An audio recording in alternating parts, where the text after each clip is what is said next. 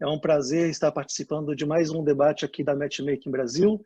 E antes de qualquer coisa, eu gostaria de agradecer aí os apoiadores que fazem parte aí deste debate do dia de hoje. A ABRIG é um deles, a BNT, a Associação Comercial do Distrito Federal, o Conselho da Mulher Empresária do Distrito Federal, a Domani, FENERE, o Instituto Agenda Urbana Brasil, também o IBREI, o PNBE, a revista FENERE e a Estrategos. Eu realmente fico muito feliz em ter todos esses apoiadores, demonstra o quanto que é importante o tema. E também quando a gente começa a avaliar também as pessoas que confirmaram a presença, então se destaca aí alguns nomes, tanto do setor privado como também do governo, então realmente demonstra aí a importância da temática. Vamos ouvir o Jorge Barros. Jorge, por favor, 10 minutos. Boa tarde a todos, é um prazer estar aqui com vocês. Eu quero saudar os meus colegas aí do painel, colegas de debate, a todos eles. Agradecer a Matchmaking por essa oportunidade, mais uma vez estar aqui trocando ideia com vocês, compartilhando um pouco do conhecimento.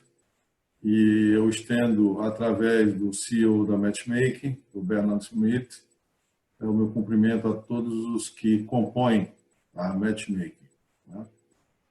Muito bem, vamos então começar a falar sobre... Bernard, ainda não. Ainda não. Pode deixar minha tela, daqui a pouco a gente produz a gente mostra essa tabela, tá? Vamos antes fazer algumas considerações antes de ver essa tabela. Tema extremamente controverso, no mundo inteiro tem diversos aspectos culturais que influenciam sobremaneira, não somente a forma como o lobby é praticado, mas também com reflexos em como o lobby é institucionalmente visto pelas autoridades, pela comunidade e assim por diante.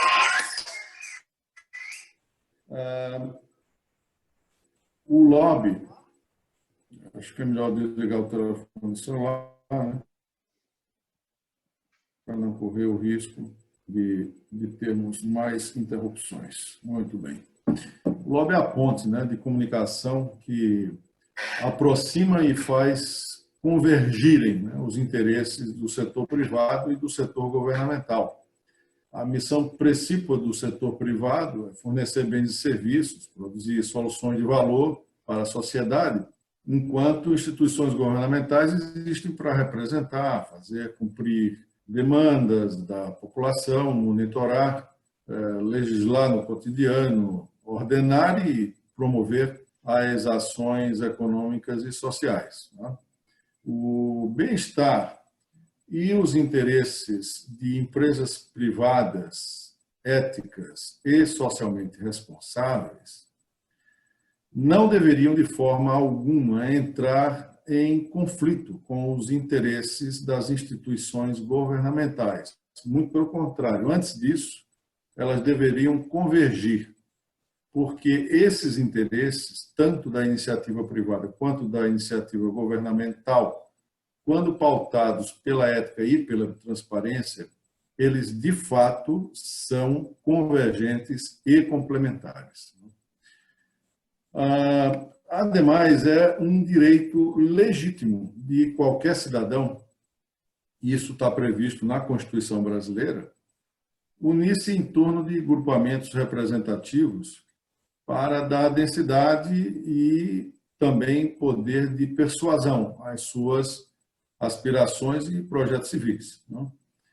Por outro lado, o setor governamental também é nascedouro e ambiente de criação de propostas que objetivam ações de mudanças, de inovação ou de melhoria de serviços que são prestados à população. Isso seja em qualquer área, né? Tanto na área da saúde, da mobilidade, do meio ambiente, da conectividade digital, não importa em que área nós estamos falando. O setor governamental ele também é autor dessas iniciativas que afetam sobremaneira a vida dos cidadãos, né? E provoca mudanças qualitativas desejáveis e, às vezes, indesejáveis. Dessa forma, qualquer proposta em tramitação pelo Legislativo deveria ser, por princípio, democrático, alvo de análise criteriosa de aceitação de todos os segmentos, eu repito, de todos os segmentos sociais passíveis de serem afetados, para, assim, serem submetidos ao conhecimento e à aprovação pública antes de serem sancionados como lei. O lobby dos grupos representativos exerce, nesses casos, um papel contributivo fundamental, de muita relevância para esse equilíbrio, né, necessário dos interesses distintos ou convergentes dos grupos sociais. Vamos dar uma olhada agora, Berna, na nossa tabela. Essa tabela é parte de um estudo de pesquisa científica que compõe a minha tese de doutorado. Já estamos lá? Beleza, muito obrigado. Bom, vamos dar uma olhada, então, nessa tabela. Do lado esquerdo, a gente tem aí alguns critérios, né? Alguns aspectos da atividade do lobby colocados numa perspectiva comparativa entre Brasil e Estados Unidos. Isso não é, obviamente, a minha opinião, isso é fruto de uma pesquisa que foi feita entre associações de lobistas aqui no Brasil, lá nos Estados Unidos também, e de uma pesquisa ampla feita entre parlamentares brasileiros e americanos. Esse é fruto de uma pesquisa, uma amostragem estatística representativa e, portanto, que faz parte da minha tese de doutorado. Então, vemos aí, a capacitação e formação do lobista no Brasil é alta, enquanto nos Estados Unidos não é tanto.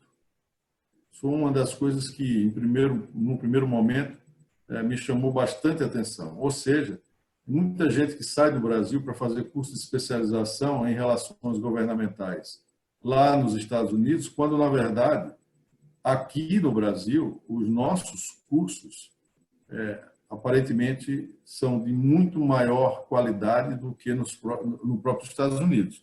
Os nossos lobistas, eles se submetem a uma formação, um processo de capacitação e formação acadêmica mesmo, né? Muito mais intenso do que nos Estados Unidos. Bom, a formalização da profissão do lobista existe no Brasil, existe também nos Estados Unidos, só que nos Estados Unidos ela é mais bem, digamos assim, escrita ou mais rígida. A regulamentação da atividade do lobby, por outro lado, a gente sabe que ainda está em andamento aqui no Brasil, enquanto nos Estados Unidos ela é não somente regulada, mas é excessivamente regulada, né? Eu vou parar um pouco a análise da tabela aqui, não precisa tirar a tabela daí, mas dizer o seguinte: um dos motivos pelos quais aquele gráfico que o Nicolas mostrou agora há pouco, da quantidade de inscritos como lobistas, né, das pessoas que se registram como lobistas na Europa, está crescendo em ascensão e nos Estados Unidos está diminuindo, é justamente porque as leis, a regulação da atividade do lobby nos Estados Unidos hoje é considerada tão leonina, tão rígida, que muitos profissionais estão simplesmente saindo da profissão ou, pior que isso, estão se registrando com outros tipos de profissão e exercendo a atividade de lobista, né? Minuto. 1 minuto? Ok. Desculpe, 1 minuto. Bom, mas vamos segue o tempo, mas você precisa... Ok, vamos passar para frente e dizer o seguinte. A formalização da profissão do lobista e a regulamentação da atividade do lobby dentro de um ambiente institucional democrático são determinantes para o processo da evolução da democracia. Isso, para mim e para a pesquisa que eu fiz, não restam dúvidas. Tá? De fato, há um aprimoramento da convergência de interesses entre o setor privado e o setor governamental, na medida em que o lobby se fortalece. Entretanto, diante do que a sociedade brasileira observa hoje em termos de flagrante falta de ética, de falta de postura e de desvios de conduta em muitas cortes do nosso sistema judiciário, eu acredito que nem com 1 milhão de leis e de regulamentações nós conseguiremos evitar os delitos que destroem e vêm destruindo a nação brasileira. Eu concluo dizendo que sou favorável à regulamentação de todas as atividades profissionais, inclusive da atividade lobista, do profissional de relações institucionais e governamentais. Mas acredito que, apesar de necessária e válida, diante da falta de qualidade do que se pratica hoje nas instituições jurídicas do Brasil, a utilidade e a eficácia dessa regulamentação são circunstancialmente bastante questionáveis. Muito obrigado.